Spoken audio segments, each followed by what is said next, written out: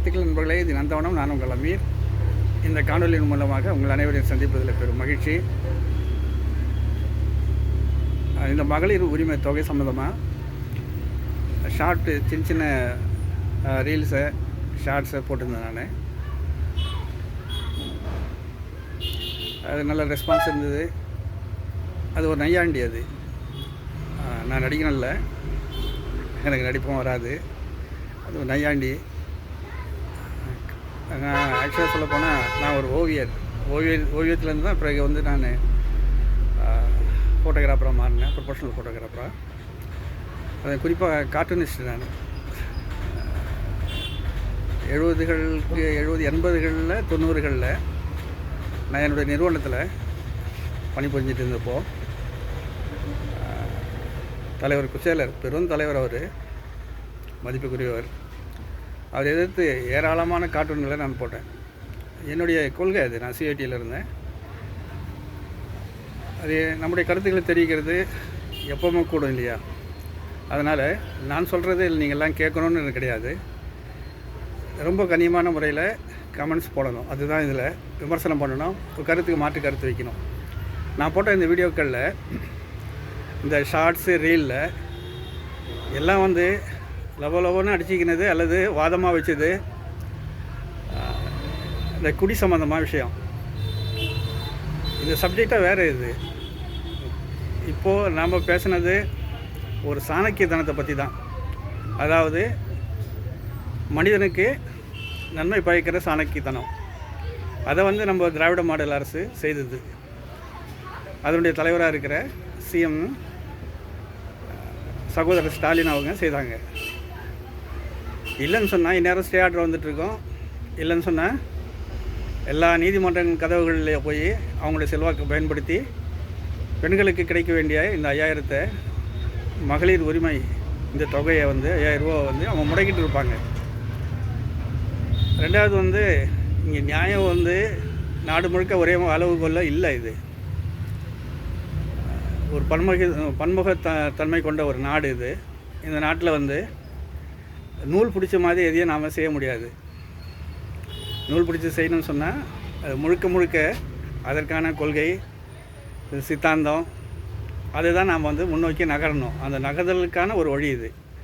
சர்வாதிகாரத்துலேருந்து அல்லது பாசிசத்துலேருந்து மீள்றது, மீண்டு வந்து நம்ம இலக்கை அடையிறது. ஜனநாயகத்தில் கூட பாருங்கள் எவ்வளோ ஓட்டைகள். எல்லாம் சட்ட ரீதியாகவே வந்து இப்போது எல்லாமே நடக்குது. சட்ட ரீதியாகவே உங்களை சட்ட ரீதியாகவே வந்து முடக்கலாம்.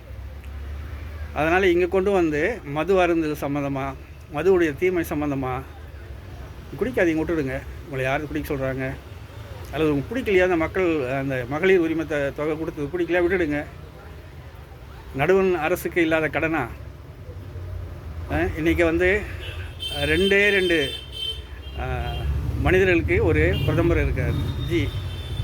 2 பேர் அவங்களுடைய வாழ்க்கைக்கான வசதிகளுக்கான, ஆடம்பரத்துக்கான, அவங்களுடைய அலங்காரங்களுக்கான ஒரு பிரதமர். இது உங்களுக்கு உறுத்தலையா? மனசு உண்மையிலே கேட்குறேன், மனசு உறுத்தலையா உங்களுக்கு? இது நடுநிலையாக பேசுங்க. நாம் நம்முடைய நாடு, நம்முடைய இளம் தலைமுறை, நான் போயிட போகிறேன் இப்போ கொஞ்ச நாளில், நீங்களும் போவீங்க அடுத்தது. ஆனால் நம்ம பிள்ளைகள், நம்ம சந்ததிகள், நம்ம நாடு ஒரு இறையாண்மையோட ஒரு கம்பீரமாக தலை நிமிர்ந்து உலகத்தில் நம்பர் 1 இருக்கணுமா இல்லையா? அந்த நகர்தலுக்கான, அந்த கம்பீரத்தை உருவாக்குவதற்கான முயற்சிகள் தான் இது எல்லாமே. அதனால் நடுவண் அரசுக்கிட்ட இல்லாத கடனா? கடன் இருந்துட்டு தான் இருக்கும்.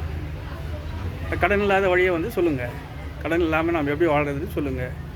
நமக்கு வர வேண்டிய தொகை, நிலுவைத் தொகை எல்லாத்தையும் வந்து நடுவண் அரசுக்கிட்ட கேட்டு தமிழக அரசுக்கு, தமிழ்நாட்டு அரசுக்கு கொடுக்க சொல்லுங்கள். அது வலியுறுத்துங்க.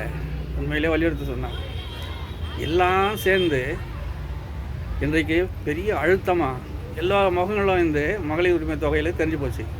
யார் எப்படின்னு சொல்லிட்டு பூனைக்குட்டிங்க, எல்லா பூனைக்குட்டிங்களும் வெளியே வந்துடுச்சு. நீதிமன்றத்துக்கு போகிறாங்க, குய்யோ முறைன்னு கத்துறாங்க. பெரிய நடுநிலைவாதி மாதிரி, அறிவுஜீவிகள் மாதிரி பேசுகிறாங்க. ஐயா சாமிங்களா, கொஞ்சம் அமைதியாக இருங்க. உங்களை விட நாங்கள் புத்திசாலியாக மாறிட்டு வந்துட்டுருக்கோம். எங்களை ஆரம்பத்திலே படிக்க வச்சுருந்தீங்கன்னா இந்த 2000 வருஷம் படிப்பு எங்களை ஸ்டார்ட் பண்ணி வச்சுருந்தீங்களே, அது விட்டுருந்தீங்க சொன்னால் இன்றைக்கி தெரிஞ்சிருக்கும் கதை எல்லாத்தையும். கதை கந்தல்னு சொல்லுவாங்க இந்த கொச்சை தமிழில். கதை வந்து கந்தல் ஆகிட்டு இருக்கோம். அதில் தப்பிச்சிங்க நீங்கள். நாங்கள் பெரிய கயிறு போட்டிருக்கிறோம், சாதாரண நூல் இல்லை. நாங்கள் பெரிய அறிவான கயிறை நாங்கள் மாட்டியிருக்கோம். நாங்கள் காட்ட மாட்டோம், எங்கே இருக்குதுன்னு சொல்லிட்டு காட்ட மாட்டோம். நீங்கள் தலைக்கு பார்க்காதீங்க எங்கள் தோள்களை. நாங்கள் இங்கே பெரிய ஒரு கயிறு ஒன்று வச்சுருக்கோம். எங்களுக்கு தெரியும் எப்படி வந்து டாட்டிக்ஸ் பண்ணணும், எந்தெந்த சாரிக்கு பண்ணணும்னு சொல்லிட்டு எங்களுக்கு தெரியும். நாங்கள் அதை நோக்கி நகருவோம். இறைவன் நாடினா வெல்லுவோம். சரியா? நன்றி நண்பர்களே. இன்னொரு வீடியோ எல்லாமே பார்ப்போம். நன்றி.